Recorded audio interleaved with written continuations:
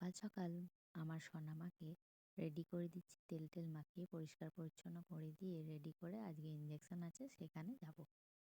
তো সকালে একটু চাটা না খেলে হয় না, চা প্রেমী মানুষ তো, সেই জন্য একটু তাড়াতাড়ি করে ওকে তেল টেল মাখিয়ে পরিষ্কার করে চাটা খাওয়ার পরে তারপরে চিড়ে কলা গুড় মেখে খেয়ে নিলাম। বেশি ভালো লাগে ওই খাবারটা খেতে।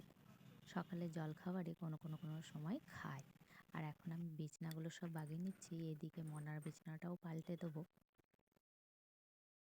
আর এই বিছনাগুলোও সব পাল্টে দিলাম। আমার গোছগাছ হয়ে গেল, আমি নিজেও রেডি হয়ে নিচ্ছি।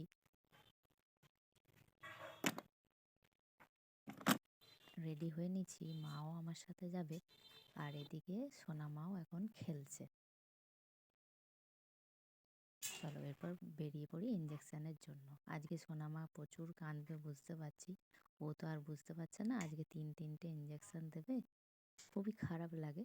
আর আজকে রান্না হয়েছে কাঁচা পোস্ত বাটা, আলু ভাতে, মার ভাত, মুসুরির ডালের বড়া ভাজবো আর ডিম করব। চলো টাটা।